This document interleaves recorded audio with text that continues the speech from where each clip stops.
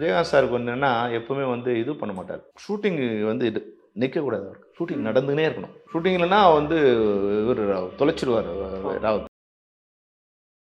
அந்த காம்பவுண்ட்லேயே ஷூட்டு. அவரோட காம்பவுண்ட் ஒட்டினா மாதிரியே. இப்போ டெலிவரி பெயின் ஸ்டார்ட் ஆயிடுச்சு. ஆனால் கூட அவர் ஸ்டாப் பண்ணல. அப்போ 5 மணிக்கு 5:30 மணிக்கு ராவத்தர் வந்தார். டெலிவரி போய் அனுப்பிச்சிட்டு ஷூட் பண்ணிட்டு அப்புறம் பண்ணலாம் போடா அப்படின்னு சொல்லி அனுப்பிச்சுட்டார். போய் அன்னைக்கு குழந்தை அப்போ தான் பிரபாகரன் பிறக்கிறான். ஆனால் போயிட்டு 9 மணிக்கெலாம் வந்துட்டார்.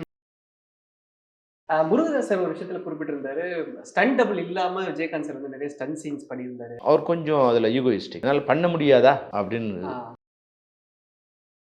அரசியல்வாதிகளும் இன்னைக்கு வந்து முன்ன இருந்த பொறுமையும் பெருந்தன்மையும் இல்லை. அப்புறம் அன்னைக்கு வந்து பத்திரிகையாளர்களும் அப்படிங்கிறவங்க வந்து அவங்களுக்குள்ள ஒரு தர்மம் இருக்குது. அதாவது யூடியூப் வச்சுக்கிறவங்கலாம் பத்திரிகையாளர் ஆயிட முடியாது.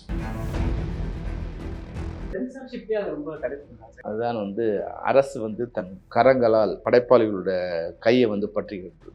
அது என்ன எழுதணுங்கிறத வந்து இது என்ன எழுதக்கூடாதுங்கிறது நம்ம எழுதுறது அவங்களே டெலீட் பண்ணுவோம்.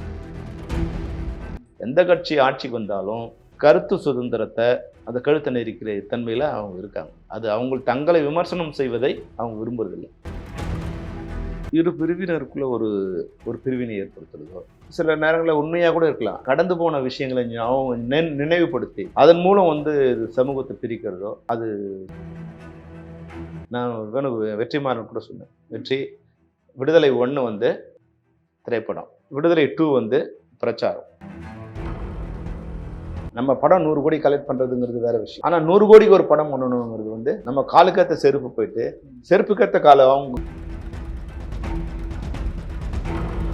அது வந்து ஜெயிலரில் வந்து அது நெல்சன் வந்து நல்லா பண்ணியிருந்தார்.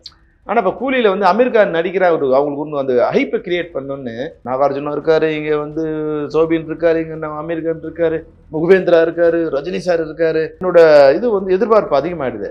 அந்த எதிர்பார்ப்பு உங்களால் ஃபில் பண்ண முடியும்.